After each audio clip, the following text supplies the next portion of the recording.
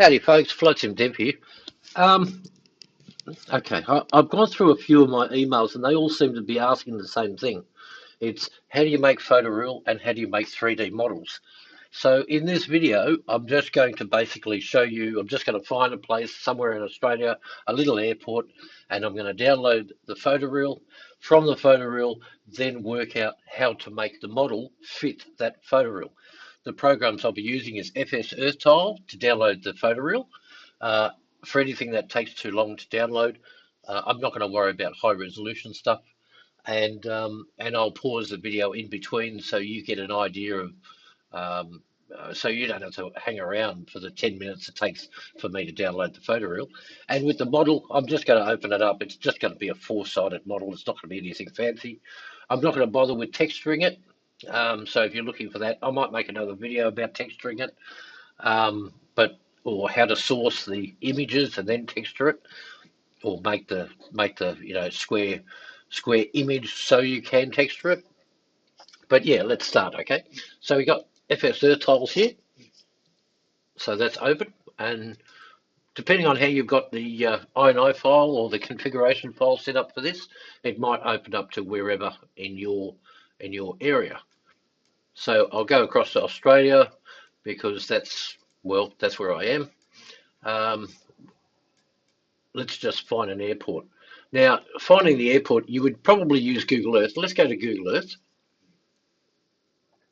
Turn that off. That's going to go to Australia because that's where I am. And I don't know. So let's go Y W. What's Maitland? Maitland. Maitland, New South Wales. Okay. So we go to Maitland. That's a little airport. I did that one when I built Williamstown. So that'll zoom in. Uh, looks like the photoreel's been upgraded here. And here's Maitland Airport. So I did this one. This comes when you download from my website, flightsimdev.com. When you download the Williamstown, it installs this at the same time. So you can see we've got many more hangars than there was before. These ones have all pretty much been the same. What have we got? Okay, well let's grab that. So you would just zoom out a little bit. I mean, obviously Google Earth.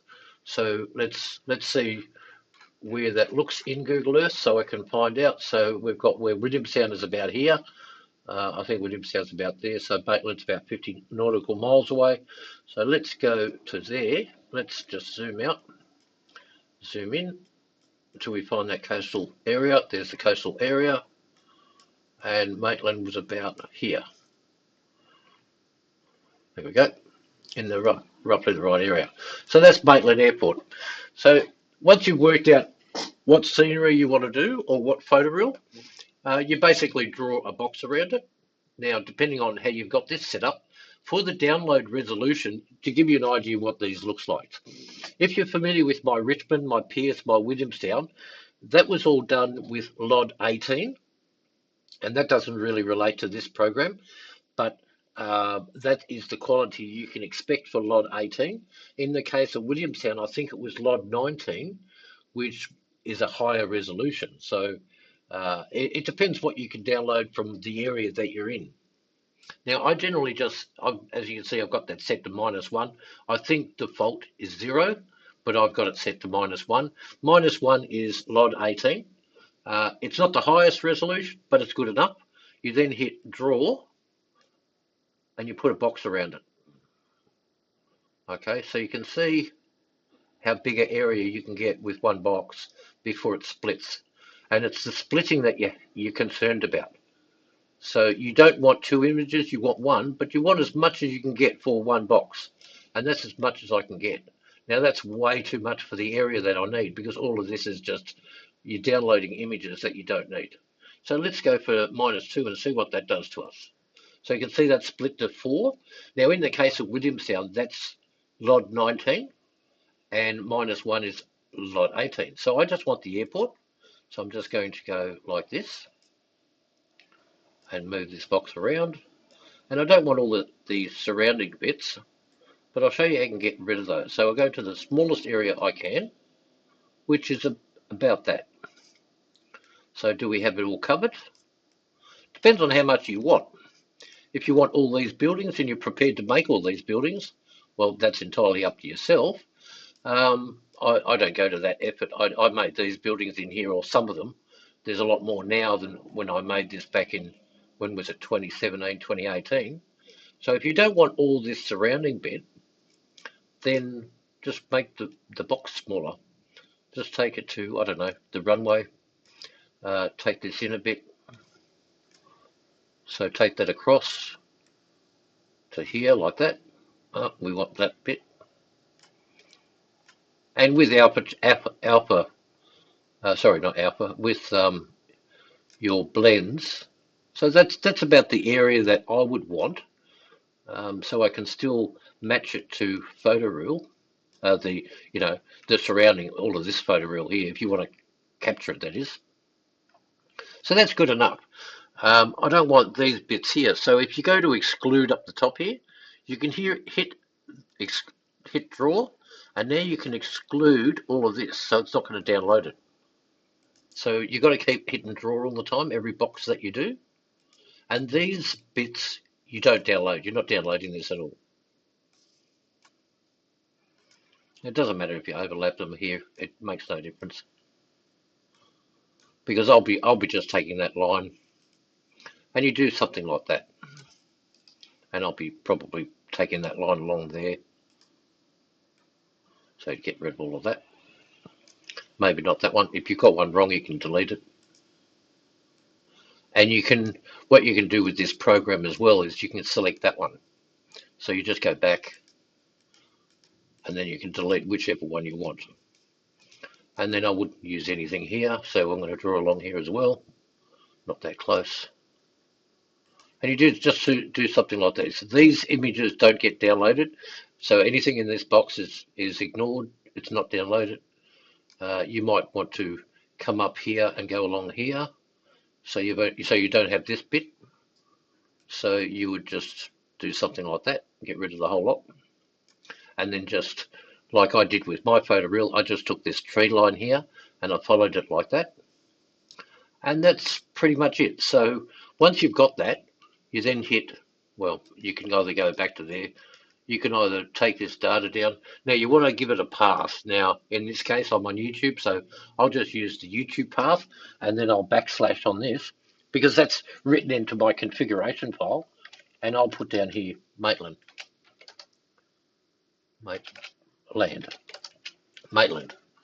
and I'll do the same for the second one as well. So I'll copy and paste.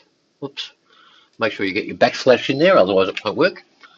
So YouTube, Maitland, and then you just hit start, and the program will start to download it. And there it goes. So it started. I'll come back when that's finished. Actually, it's doing it rather quickly. So now, when it says waiting on image processing threads, that's doing all your seasons. And that's it. It's now done. So all you do now is you copy this, copy, close that program down, close Google Earth down, and from that copy, you go to Explorer. That'll be on the wrong monitor. Bring that across here. And up here, just click it once and then hit paste and then enter. And it'll go straight. Bugger it. Hang on. Up here. Paste. Right. And now hit enter. Right, so there's your directory. I posted in the wrong place. So there's your directory. This is the photoreal that's actually been made. And you can see what we didn't download. So you can see I'll be cutting it somewhere on the tree line here, then probably up along here, and along here. Now I'm not going to bother with that. That is the photoreal. The only thing you would want to do with that is make a blend, and you can see these cutouts here didn't quite work because you've got that there. So from that, you then transfer that and you open that with whatever image editing program that you've got, in my case Photoshop, and you get it in here. Now you can fix this up if you want to along here. because I really didn't want it that close. I would have cut it a bit further. So be careful when you do that. I use the cloning tool, which is this one here. Make it small, about there. And, oops, it's not set to 100%. And then just do that, bring it back again. It's probably a bit small. And you just fix this up like that. And you get it all sorted out, because you're going to blend it away. And then you would get your whatever this tool's called, a picker tool, polygon lasso tool, and you find out where you're going to actually use the photo rule. So I'd use it, as I say, along here like this, like that. You can see that's wrong there. I'll fix that up. Along here, you would probably go up along the trees here so you don't see it so much, because the AutoGen will cover all of that. Come across here like this. I'll grab that building like that to that line there. Where do we go from here? Probably go along here, a bit like this.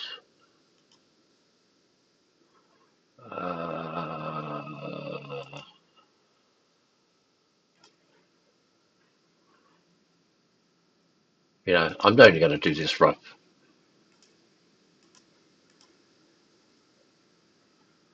Something like that.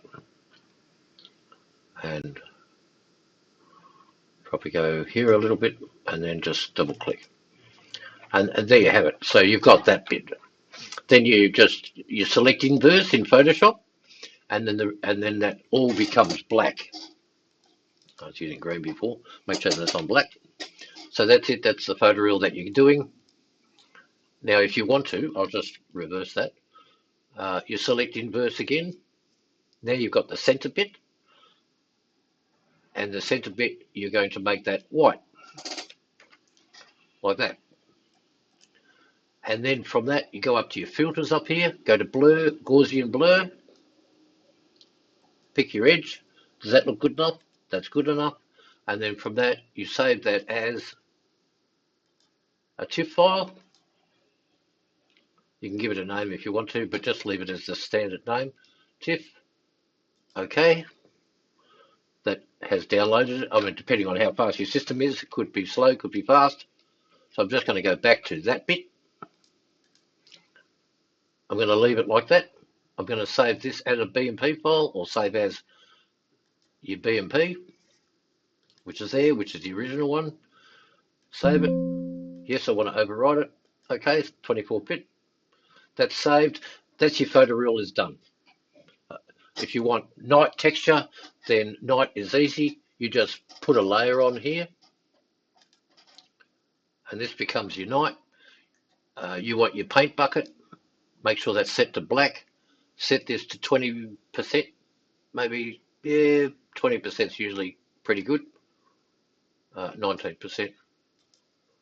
We go 20%. Actually, just type in 20%. It's easy just to type it in. 20%.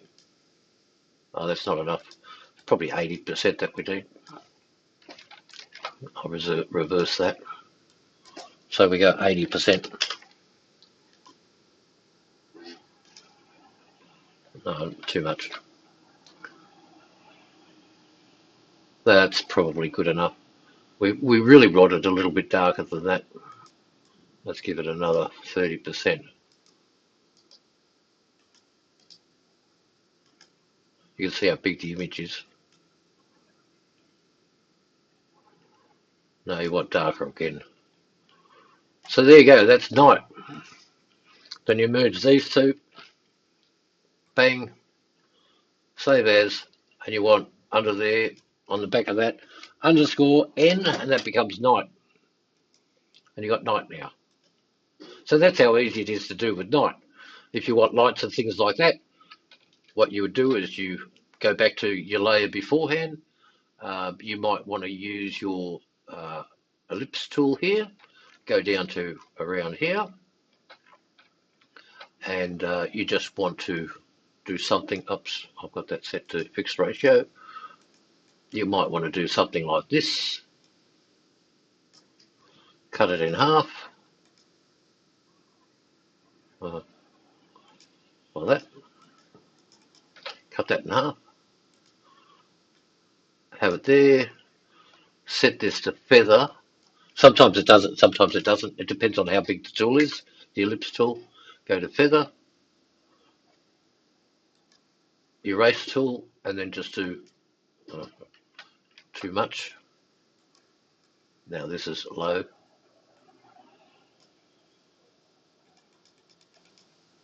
Oh, I've set it to feather, have I?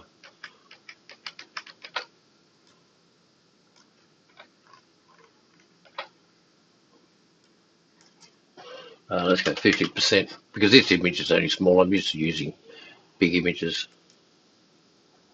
Oh, that's set to hard, isn't it?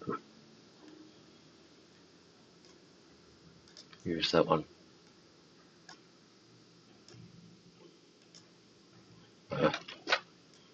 Whoops. It's not quite working out. But you get the idea. You make something like that. I'm not going to bother. Um, so once you've done that, now you make a model for it.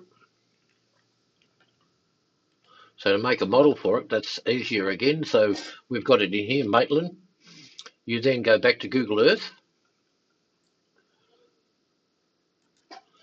Go back to Maitland.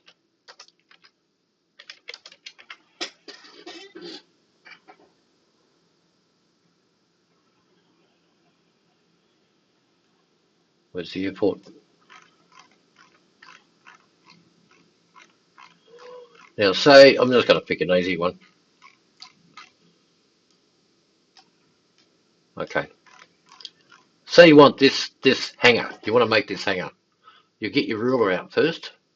Meters, feet, it's up to you. I'll do feet on this one. I can work in both. And you work it out. Okay. The width of the hanger is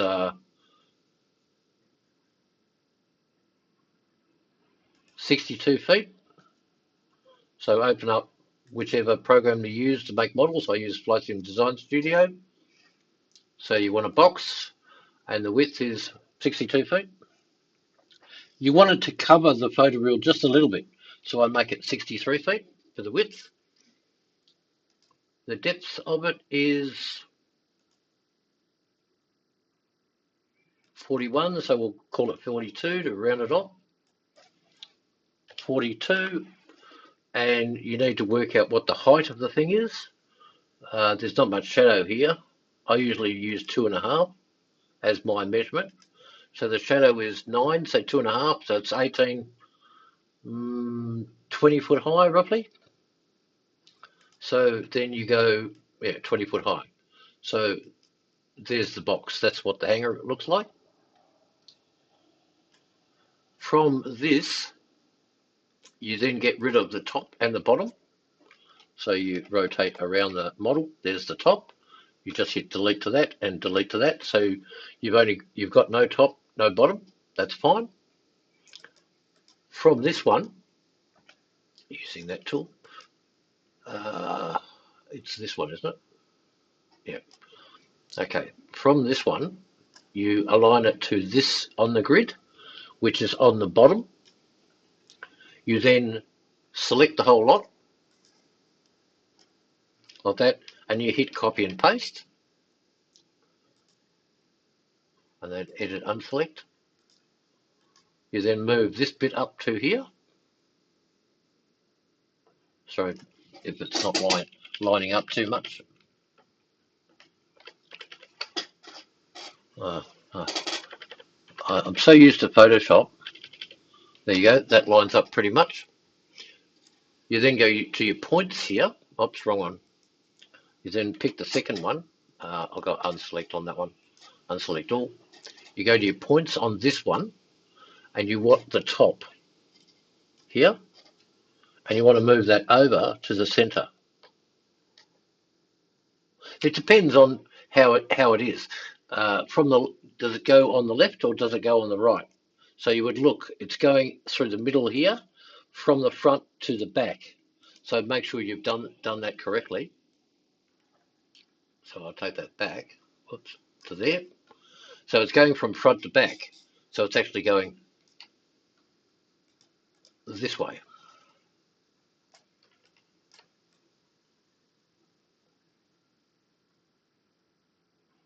to like that.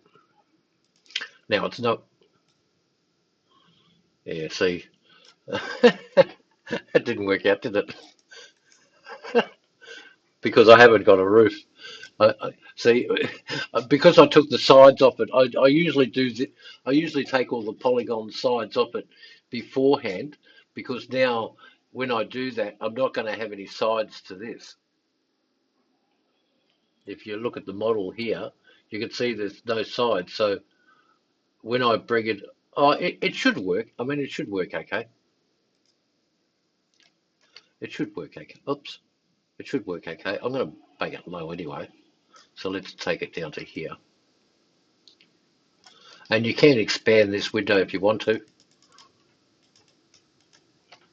I'm holding the control key and then clicking the mouse to make it move around like this. So you want that over the top, like that. Select both, move that down. And this is 10 feet, this bit here, the grid. I believe the grid is 10 feet. I'll have to have a look in the program. But you want that pretty flat. So say 2.5 feet pitch. Right, go out of expand it.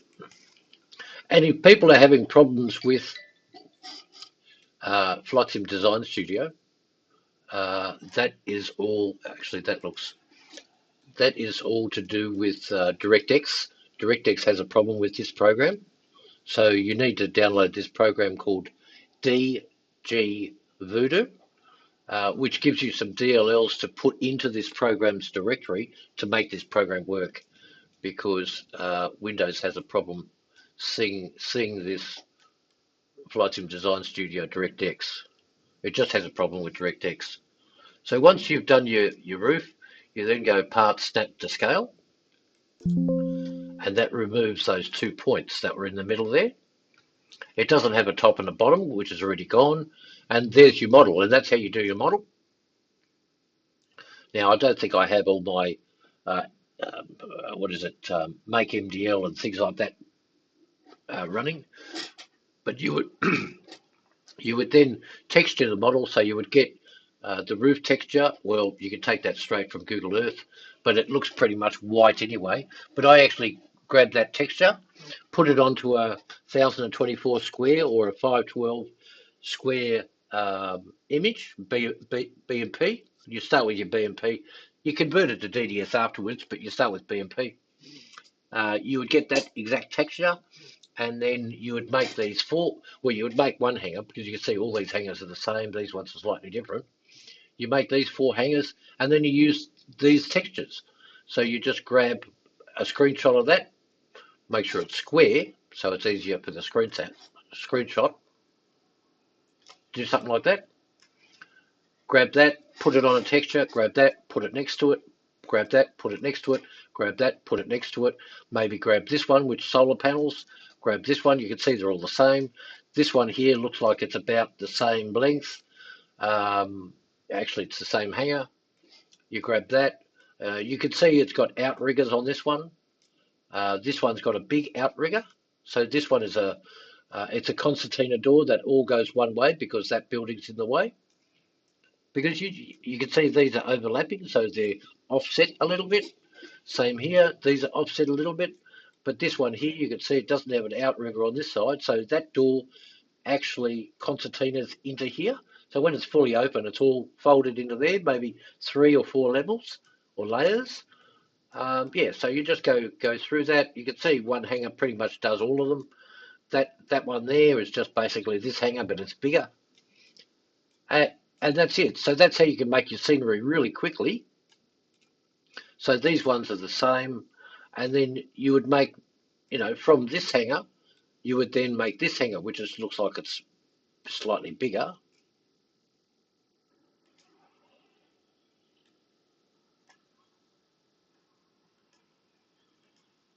Oops. So how much is that one?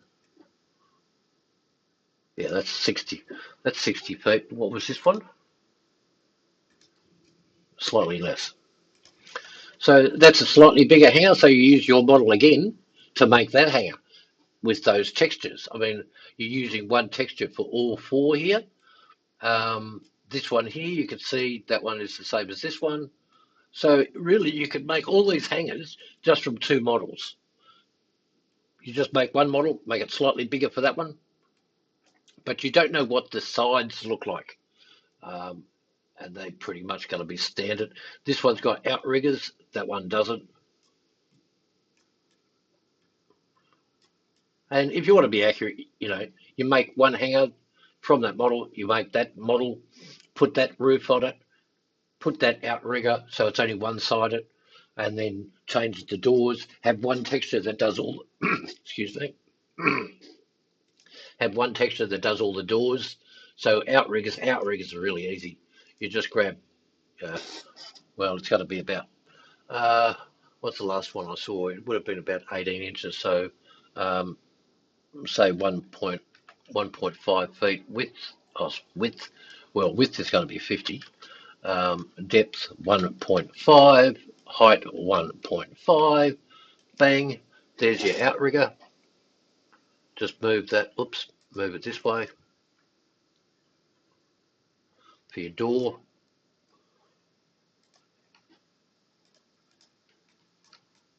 Bring it out a little bit. Oops. Bring it out a little bit. Out a little bit that way. You can see it's at ground level. We want to now bring it up. Bugger. Moved it. Is that one? Oops. It's that one we need. Bring it up to there. And there's your outrigger for your doors. And if you want to, you could set that back further into the model. So you could do that here. Just move it backwards a little bit, like that. And then if you want to, yeah, that's probably going to be okay. Maybe I would probably move it out a little bit so it's level with the front. So I would expand this one, zoom in a bit on it, go down, move it to there. That's about right. Snap that to scale. And it's my building. My building is a little bit out. Yeah, it's the roof of my building that's out. That one there. You can see it's not lined up. Now it is. So I do the same, holding the control key. Yeah, it was only the front that I had wrong. So you then go back to your outrigger there, and then move it back to there. That's why I like this program so much. That looks a bit too tall, so you'd probably cut down the bottom a bit. And that's not lined up anyway. So you got something like that. But as I say, it looks too tall.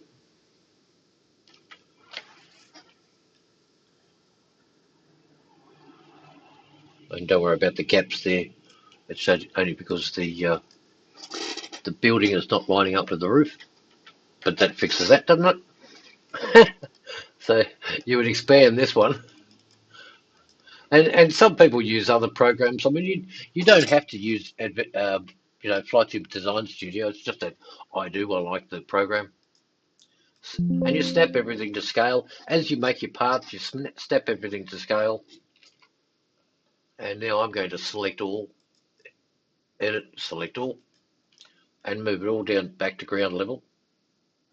Because if you don't put your model at ground level, what will happen is when you bring it into the program, like if you're using instant scenery or something like that, and you're locating the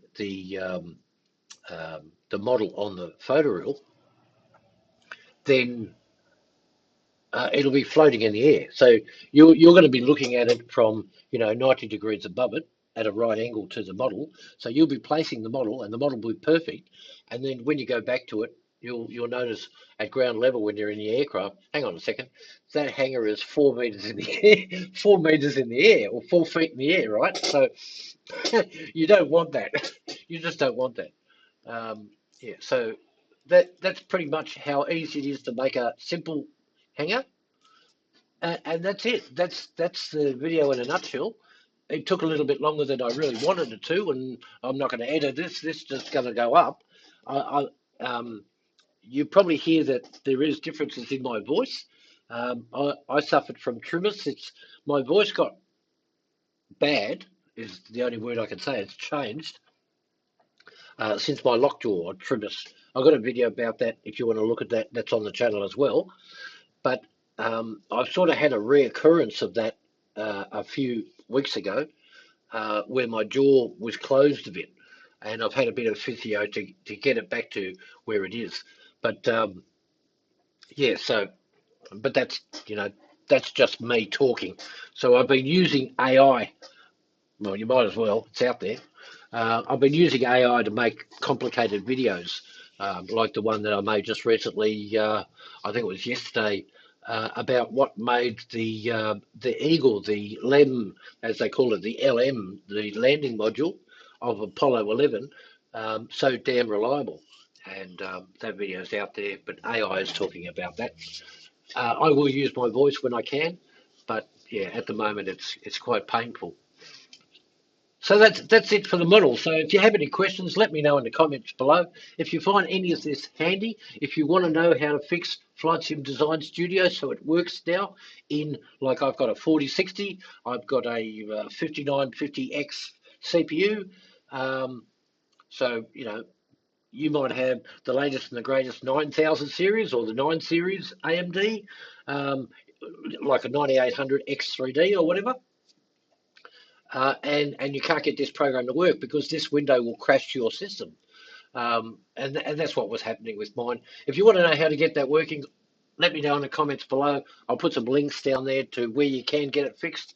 And yeah, thanks for watching. And I'll leave the video there.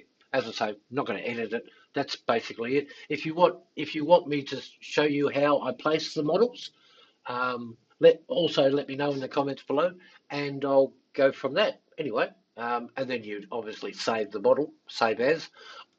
I'm not going to save it because it's just for the video. I've got thousands of models like that, which are all pre-textured, um, which I can use. But yeah, if you want texturing and all of that, how to place it in the sim on the photoreel, let me know. How to blend it properly, let me know. Any questions, ask me anything about the program. This is obviously for Flight Simulator 10. You can use this program for Flight Simulator 9 if you're still using that program. Uh, I prefer 10. I've tried 2020. You can't use this for 2020. You can use this to make the model, and then you use something like Model Converter X to convert the model to Flight Simulator format. But you can't use Instant Scenery and other programs. You have to use the bullshit that they've got in their program for placing the models. But and I can show you also. Let me know also in the comments if you want me to show you how to convert it to Flight Sim 2020, so you can use the inbuilt SDK and so forth that Flight Sim 2020 and 2024 comes with to place the model. I can show you that as well. So yeah, let me know if this is at all handy to you. Please give me that thumbs up. That'd be really, really great. And subscribe if you want to see more. Anyhow, I'm going to leave it there. Flight Sim Debt. I'm going to sign off, and I'll see you in the next video. Okay, catch you for now. Bye.